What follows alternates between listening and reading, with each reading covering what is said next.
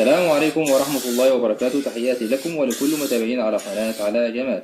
اليوم بنعرض لكم خطوة بخطوة طريقة إصلاح مثبت جهد 220 فولت إلكو يعمل بالموتور السيرفو، وكل ده هنشوفه بعد الفاصل. ابقوا معنا.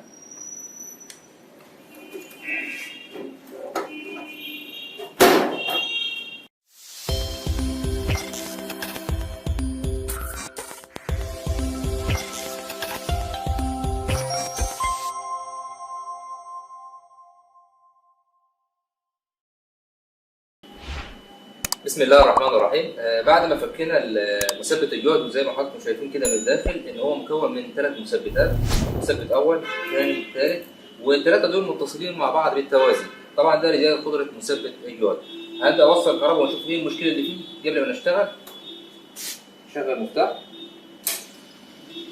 طبعا ده زي ما احنا شايفين ان هو في الموتور ده ما اتحركش، والموتور المثبت الثاني والثالث شغالين معايا. اذا ان هنا في مشكله عندي في المثبت الاول. طبعا هنبص هنا هنلاقي في لمبه حمراء مديني لمبه خطا ايرور. المفروض انا في تايمر عندي هيبدا يعد معايا، تقريبا هو مظبوط على 20 ثانيه. بعد 20 ثانيه هيبدا يشتغل معايا الكونتاكتور دوت ويخرج معايا الجهد ويتنقل على اللون الاخضر. ننتظر كده ونشوف. كده هو اشتغل معايا الكونتاكتور، اللمبه الخضراء اشتغلت، ونشوف الخارجي كام طالع معايا. طبعا مطلع معايا 130 فولت. طبعا في مشكله عندي في المثبت ده وهبدا اشتغل عليها. نفس الكهرباء. وطبعا بعد احنا شغلنا المثبت وشفنا المشكله اللي ظهرت معانا في الجزء الاول اللي هو في المثبت الاولاني، طبعا كده بياكد لي ان دايره الكنترول او الدايره الالكترونيه والكنترول كامل شغال، ما فيهوش اي مشاكل. واكبر دليل ان هو شغال الموتور بتاع المرحله الثانيه والمرحله الثالثه، ولكن ما شغلش اللي هو المرحله الاولى، مع العلم ان المواتير الثلاثه متصلين بالتوازي. يعني مع ذلك في كهرباء نازله على الموتور ده وده وده، فاذا يبقى المشكله عندي بتتحصر بين المفتاح اللي هو السويتش الداخلي اللي هو بدايه مشوار ونهايه المشوار بتاع المحول الاول، او تكون المشكله نفسها في الموتور نفسه، او مشكله يكون في الحركه الميكانيكيه الخاصه بموتور السيرفو. طبعا هبدا اشتغل عليها واشوف خطوه بخطوه ازاي انا هصلح القصه دي. وهنا هبدا اول حاجه هقيس المفتاح اللي هو السويتش بدايه المشوار ونهايه المشوار. هجيب الكمبيوتر واقيسها، مش عارف بس الكاميرا هجيبها معايا ولا لا. محمد انا هعمل اختبار كده واشوفها على السريع.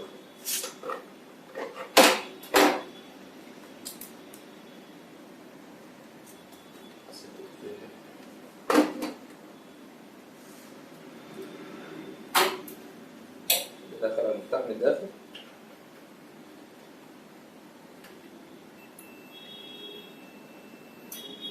هو شغال، والمفتاح الثاني شغال كده. اذا يبقى في مشكله يا اما في الحركه الميكانيكيه بتاعت الموتور السيرفو في التروس، او يكون في مشكله في الموتور نفسه. طب ودي هكشفها ازاي؟ طبعا احنا بنشتغل على العطل اللي هو الاسهل فالاصعب فالاصعب لحد ما اوصل للمشكله بتاعتي. فانا طبعا اول حاجه اشتغلت في المفتاح لان ده اسهل حاجه ليا اقيسه. بعد كده هشتغل اشوف الموتور، وده عشان اشوف اختبر الموتور هعمل ايه؟ هشوف الاطراف اللي طالعه من الموتور السيرفو، تمام، وامشي اتبع وراها واشوفها متصله فين. طبعا عندنا الفرده الحمراء والسوداء اللي هم اطراف الموتور، اللي هو هيكون الطرف ده وده. وزي ما احنا قلنا متصلين الثلاثه بالتوازي، يعني المفروض 3 اطراف، طرف 2 3 الاحمر ده هو موجب للموتور، وثلاث اطراف اللي هم سالب للموتور. هشيل المكرونه دي كده، دي اول خطوه. والموتور الثاني ده اهو يبقى عندي الفرده الموجب والسالب بتاعت الثلاث مواتير. افصل طرف منهم، فصلت الجزء اللي هو نازل من المثبت. هجيب بطاريه وليكن 3 فولت، تمام، وهدخل كهرباء على الثلاث مواتير واشوف الموتور فيهم اللي هيتحرك فيهم. ادي طرف وادي طرف.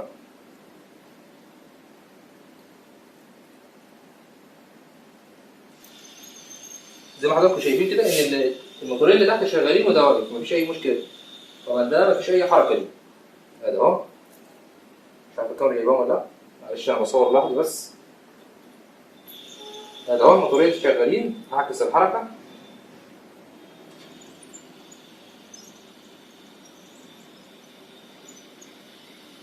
تمام كده. فطبعا ده ما اتحركش خالص، فاضطر انا هرفع دايره الموتور ديت او الجزء اللي هو السيرفو بتاع الموتور دوت عشان اتاكد هل التروس من الداخل، بس انا ما سمعش اي زنه او اي يعني صوت ان الموتور نفسه شغال يعني. فهفك الموتور ده واكد عليه.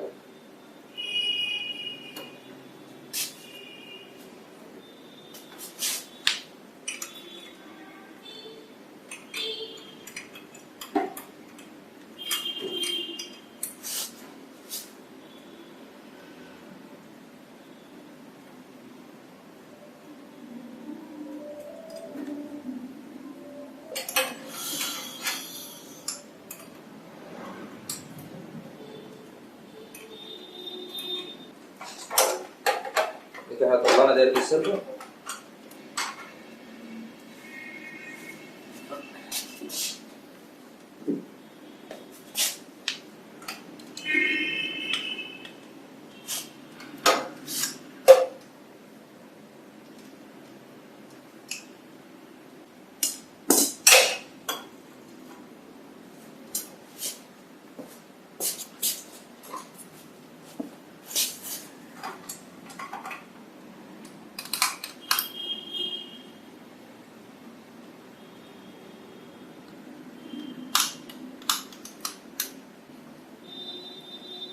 طرفين الموتور كده،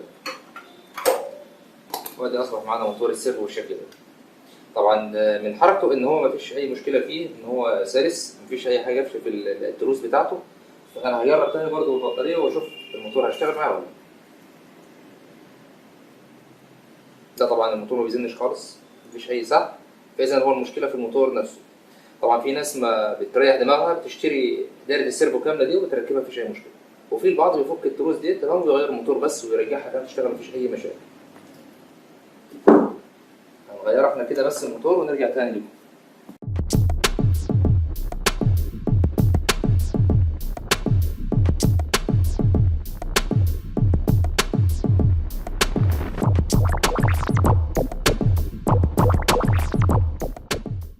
وهنا احنا كده خلاص انتهينا من تغيير الموتور. هبدأ بتركيبه.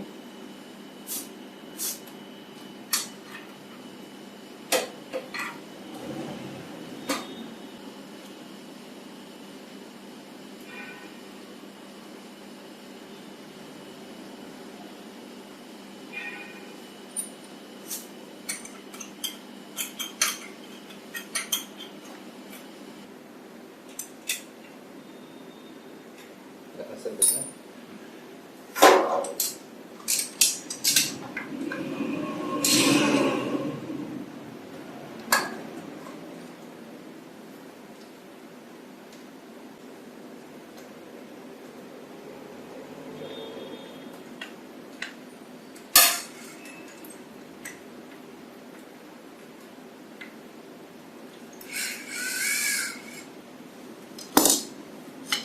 كده احنا خلاص ركبنا، نبدأ نجرب بس الموتور اللي احنا ركبناه. نجيب البطارية وصلها. هذا الموتور اشتغل فوق، والاثنين اللي تحت اشتغلوا برضه، وكده الثلاثة معايا شغالين. حلو اهو.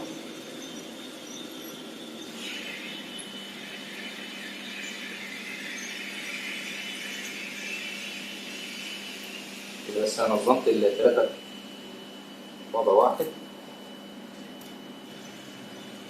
اهو ماشيين مع بعض.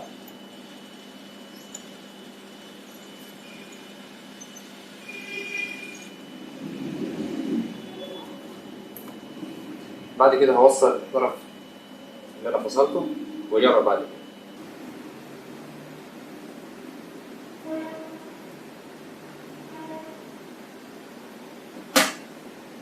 كده خلاص لحمناها.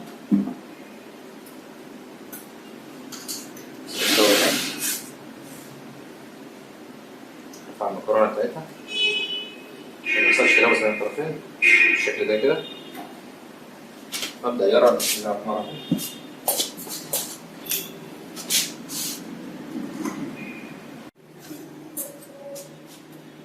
شغال بسم الله. طبعا عندي 3 مواتير كده اشتغلوا. انتظر بس التايمر يعد معايا اللي هو 20 ثانية اللي هو مظبوط عليها، وبعد كده هيشتغل يردد الكونتاكتور ويظهر لي الجهد خارجي على الشاشة هنا على الفولتميتر. بدأ اهو خلاص اشتغل تمام. وزي ما احنا شايفين طلع 217 فولت كده، اشتغل بسرعة ممتازة. هبدأ أزود الكهرباء. مازال برضه مستقر. هنزل برضه 217 ثابت عليها. مفيش أي مشكلة في الزيادة والمصنع، بزود وبقلل من الفريات.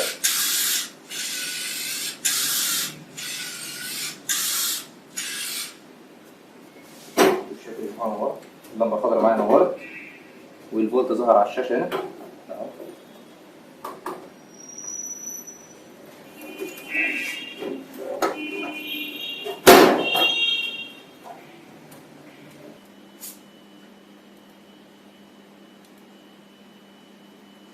وبالشكل ده كده تمت الصيانه بنجاح، وشكرا لكم ولحسن استماعكم للفيديو. ولا ننسى اصدقائي نعمل شير ولايك وعمل اشتراك في القناه وتشجيعكم لنا حتى نستمر في نشر المزيد. تحياتي لكم من مركز رؤى لصيانه الاجهزه الالكترونيه.